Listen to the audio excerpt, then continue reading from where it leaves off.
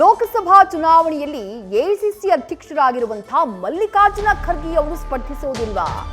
ಲೋಕಸಭೆಗೆ ಸ್ಪರ್ಧೆ ಬಗ್ಗೆ ಅನುಮಾನ ಮೂಡ್ತಾ ಇದೆ ಮಾಜಿ ಸಚಿವ ರೇವು ನಾಯಕ್ ಬೆಳಮಗಿ ಅವರ ಸ್ಟೇಟ್ಮೆಂಟ್ ಇಂದ. ಮಲ್ಲಿಕಾರ್ಜುನ ಖರ್ಗೆ ಸ್ಪರ್ಧಿಸದಿರುವ ಬಗ್ಗೆ ಬೆಳಮಗಿ ಹೇಳಿಕೆಯನ್ನ ಕೊಟ್ಟಿದ್ದಾರೆ. ಹಾಗಾದ್ರೆ ಕಲಬುರಗಿ ಲೋಕಸಭಾ ಕ್ಷೇತ್ರಕ್ಕೆ ಕಾಂಗ್ರೆಸ್ನಿಂದ ಅಭ್ಯರ್ಥಿ ಯಾರು? ಲೋಕಸಭಾ ಚುನಾವಣೆಗೆ ಈ ಕ್ಷೇತ್ರದಿಂದ ಮಲ್ಲಿಕಾರ್ಜುನ ಖರ್ಗೆ ಸ್ಪರ್ಧೆ ಮಾಡುವುದಿಲ್ವಾ ಅಥವಾ ಯಾವುದೇ ಕ್ಷೇತ್ರದಿಂದ ಸ್ಪರ್ಧೆ ಮಾಡುವುದಿಲ್ವಾ? ಯಾವ ಕಾರಣಕ್ಕಾಗಿ ಈ ತೀರ್ಮಾನ? ಇಂಥದ್ದೊಂದು ಪ್ರಶ್ನೆ ಸದ್ಯ ಈ ಹೇಳಿಕೆಯಿಂದ ಮೂಡ್ತಾ ಇದೆ. ಹೇಳೇನ್ರಿ ಅವ್ರು ಅಲ್ಲ ಅಂತಾರೆ. ನಾ ಹೇಳೀನಿ, ಮತ್ತೆ ಇಲ್ಲಿ ಮೀಟಿಂಗ್ದಾಗ ಹೇಳಿನಿಲ್ಲ. ಫಸ್ಟ್ ಖರ್ಗೆ ಸಾರ್ ಬಂದ್ರೆ ನಮ್ಗೆ ಈಜಿ ಆಗ್ತದೆ, ರಾಧಾಕೃಷ್ಣ ಸೆಕೆಂಡ್ ಆದ್ರೆ ಜರ ಇದು ಆಗ್ತದೆ, ಮೆಹನತ್ ಮಾಡ್ಬೇಕಂತ ನಾವು ಪಾರ್ಟಿ ಮೀಟಿಂಗ್ದಾಗ ಹೇಳೀನಿ.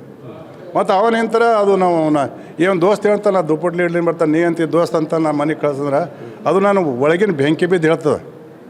ನೋಡಿರಿ ದೋಸ್ತ, ನನ್ನ ರಾಜಕೀಯ ಜೀವನದಲ್ಲಿ ಬಾಲ್ಯ ಜೀವನದಲ್ಲಿ ಯಾರು ಕೆಟ್ಟದ್ದು ಮಾಡಿದ್ರೆ ಅವ್ರಿಗೆ ಚಲೋ ಸಹಾಯ ಮಾಡಿ ನಾರೇ ಅವನಿಗೆ ಕೆಟ್ಟದ್ದು ಮಾಡಿಲ್ಲ.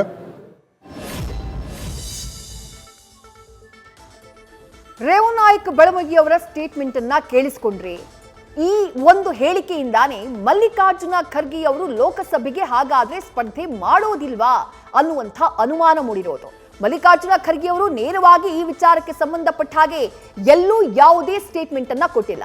ಸೋಲಿಲ್ಲದ ಸರದಾರನಾಗಿ ಮೆರೆದಿದ್ದಂತಹ ಮಲ್ಲಿಕಾರ್ಜುನ ಖರ್ಗೆ ಅವರು ಕಳೆದ ಲೋಕಸಭಾ ಚುನಾವಣೆಯಲ್ಲಿ ಸೋಲನ್ನ ಕಾಣಬೇಕಾಗತ್ತೆ.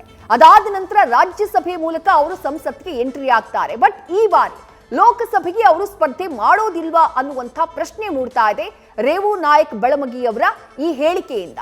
ಲೋಕಸಭೆಗೆ ಮಲ್ಲಿಕಾರ್ಜುನ ಖರ್ಗೆ ಅವರು ಸ್ಪರ್ಧೆ ಮಾಡೋದಿಲ್ಲ ಅನ್ನುವಂಥ ಚರ್ಚೆ ಮಧ್ಯೆನೇ ಈ ಹಿಂದೆ ಇಂಡಿಯಾ ಮೈತ್ರಿಕೂಟಕ್ಕೆ ಪ್ರಧಾನಿ ಅಭ್ಯರ್ಥಿ ಯಾರು ಅನ್ನುವಂಥ ಚರ್ಚೆ ಬಂದಾಗ ಇದೇ ಮಲ್ಲಿಕಾರ್ಜುನ ಖರ್ಗೆ ಅವರ ಹೆಸರು ಕೇಳಿಬಂದಿತ್ತು. ಆದರೆ ಈಗ ಲೋಕಸಭೆಗೆ ಸ್ಪರ್ಧೆ ಮಾಡೋದಿಲ್ಲ ಅನ್ನುವಂಥದ್ದು ಕುತೂಹಲವನ್ನ ಕೆರಳಿಸ್ತಾ ಇದೆ.